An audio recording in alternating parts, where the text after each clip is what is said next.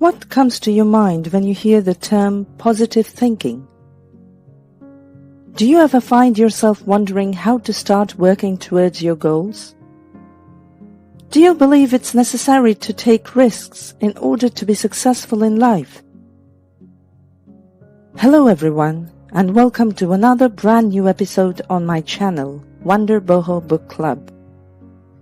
Today I'll be discussing the book, The Magic of Thinking Big, written by David J. Schwartz. David Joseph Schwartz Jr. was an American motivational writer and coach. In The Magic of Thinking Big, David helps you find a new path in your life. The book provides easy-to-follow methods to build a positive mind, eliminate disbelief and negativity, and achieve stepwise successes.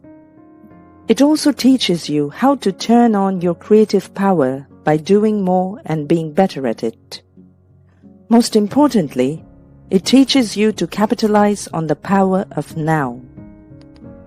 Hailed by Forbes as one of the greatest self-help books, this book will provide inspiration for fresh new ideas for how to live in a healthy and constructive manner, both on the outside and in terms of mindset. Before moving ahead, please don't forget to subscribe to my channel. Part 1. Hone your creative thinking skills. One of the most common misconceptions about learning is that it has to be done by memorizing and regurgitating information.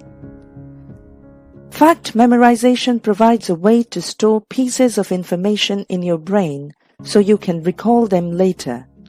But sometimes you may struggle with remembering those facts because they are no longer regularly accessed. In order to become successful, you need to learn how to think creatively and strategically. You need to sharpen your creative thinking skills because that's what differentiates you from everyone else. Successful people always focus on improving their creative thinking rather than merely trying to remember facts. They're able to make connections between different ideas and concepts that are not easily connected by others. The most successful people are those who have a great capacity for creativity and they know how to use it. They can think outside the box and come up with new ideas that others cannot even imagine. One way to boost your creative thinking is by reading books that will help you develop a better understanding about different topics and the world around you. You should also try embracing new ideas, taking advantage of the opportunities you have to try new things, and spending 10 minutes each morning reflecting on how you are doing your current job in order to hone your creative skills. Part 2. Eliminate negative thoughts. Positive thinking is one of the most important skills to have in life, and it can be a key to success in any field. It can help you stay motivated and focused on your goals. A lot of people go through a phase where they feel like the world is against them and that they are not getting any recognition for their work. Cultivating a positive mindset can help you overcome such situations. If you have ever tried to change your mindset, then you know that it's easier said than done. However, there are a number of ways to practice thinking positively. One way is by focusing on your good qualities and appreciating them every day. You can start by appreciating yourself for what you are doing now, such as getting out of bed, taking a shower, or even brushing your teeth. You can also write a pep talk that promotes yourself and highlights what makes you different from other people. You can do this by keeping a rundown of your strengths and successes so you can emphasize them in your approach. This practice can have a profound impact on your life and help you to live a happier, healthier, and more fulfilled life. Another way to develop a positive mindset is by thinking about how you can make the world a better place for others. Doing so will help you realize whether what you are currently doing is in alignment with your values and put your efforts into something worthwhile. You will also feel more confident in yourself and be able to accomplish anything that is in your way. An example would be thinking about how you can help someone who is homeless, or how you can help someone in need by donating money or food. Part 3. Nurture relationships with the people around you. It takes a lot of time and effort and dedication to become a success. Successful people are not born with the talent to be successful. They are made so by their own hard work. No one ever becomes a success on their own. They have to have someone who supports them in order to succeed. One such person is a mentor. A mentor is someone who will guide you through the process of becoming successful and provide you with all the necessary support that you need to succeed in your field. Also, sometimes, people need others to remind them of their strengths and help them overcome their weaknesses. For example, one person might be good at giving advice but not good at following it themselves. This person could benefit from having co-workers, friends, and family to hold him accountable for the advice he gives. This is why successful people are committed to nurturing relationships with the people around them, because it makes their lives more fulfilling and meaningful. Part 4. Create a high-quality environment. As we enter into the future, it is important to prepare for what is to come. One of the most important factors in doing so is having a high-quality environment. In order to do so, you should make sure that you are surrounded by people who are positive and supportive in your life.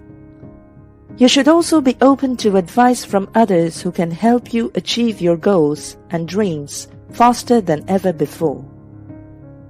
The way you think is influenced by what you see and hear. Your living space, the friends you have, and what you read affect your thoughts and processes. When you're in a good environment, it's easier to get inspired and create quality content. You will find it easier to focus on your work and be more productive. As the world gets smaller, we need to make sure that our environments are of the highest quality. Make sure your home, study area, work area have the right amount of light, clean air, and good vibes, and your social circle comprises other successful people who will guide you and help you grow. When you do this, it will encourage you to grow as a person. For example, you live in a house with a yard where your dog likes to play. You have an office with lots of natural light, and you keep your phone on airplane mode during work hours so that you're not distracted by social media. Part 5. Cultivate a positive attitude. Have you ever been in an awkward situation where you had to approach someone but felt like they were going to judge you? Well, if that's the case, then you're not alone. Most of us feel apprehensive while approaching others for help or advice, and we often get cold feet. However, having a positive attitude will help you to get the best outcome from encounters with others, even when the situation is a challenging one. An example of such an encounter would be a customer service call. If you're on the phone with someone and they are being rude or unhelpful, it is important not to take it personally. You can simply say something like, "I'm sorry, I don't know what happened," and then move on to the next step in your conversation. There are different ways to cultivate a positive attitude. One of the most effective is to make sure you are doing what you believe is morally right. You would rather be known as someone who does the right thing than someone who goes against their moral compass and does something that they know is not the best thing for them or others around them. Another way of boosting your mood and putting a positive spin on your day is by looking your best. When you look good, your confidence goes up and the whole world starts looking brighter. You don't have to spend a lot of money on clothes or shoes in order to look good. Just make sure that what you're wearing is clean and neat. Another way to maintain a positive attitude is to believe that everything you do in life is important and worthwhile. For example, if you're a writer, you might have to write for hours every day, even if it feels like the same thing over and over again. But when you do your job well, people will read your work and enjoy it, and probably get inspired by it. And that's why writing is important. Part 6. Getting rid of your fears by building up self-confidence. The number one enemy of success is fear. Fear can make you doubt your abilities, and it can cause you to give up. But if you're confident in your abilities, you will succeed. In order to build confidence, it's important to get rid of the things that hold you back from achieving your goals. For example, if you're a shy person and afraid of public speaking, then, with the help of a therapist, you can learn to be more confident and not let fear stop you from doing anything or speaking in front of people. Contrary to what some may believe, confidence is not an inborn skill. Even the most confident people need to work hard and have the right personal traits in order to build up their confidence. One of the best ways to build confidence is to start acting confident, even if you don't feel it. In order to do this, it's important to know what actions and behaviors show confidence. For example, dressing well, being polite, and smiling at people can help you portray a confident image of yourself to others. Also, try to make eye contact during class or presentations and sit in the front row in order to be seen. These actions help you build up self-confidence and create your own unique identity, which also helps you form new relationships. Part 7. Don't be afraid of failures. The most important thing about a failure is not the actual failure, but the lessons you learn from it. When we fail, we tend to blame external factors such as bad luck or irrelevant factors like circumstances. On the other hand, when we succeed, it's our own skills that lead us to success. Unfortunately, we can't always control what happens in our lives, and if something goes wrong or something goes right, we should be just glad that we tried and learned from it. Failures will always find ways to make excuses for why they failed and will find reasons why they can't try again. They look for all types of reasons, whether it be their lack of experience or lack of resources. Successful people, on the other hand, are not afraid of failure. They are willing to give it another shot and try again. Successful people confront the same challenges as failures do. What makes them successful is how they handle it and persevere to have an impact on their business or personal life. Part 8. Take actionable steps to achieve your goal. The most important thing to remember when setting a goal is to have a workable plan on how you will achieve it. A workable plan requires that you identify your target audience, define your goals, set the necessary steps for achieving the goals, and define a time frame by which you can expect to see results. However, every plan has a flip side. When setbacks occur, instead of feeling disheartened, see these as opportunities for improvement and learning. For example, when you're trying to lose weight, you might encounter a setback if you're unable to keep up your diet or exercise routine.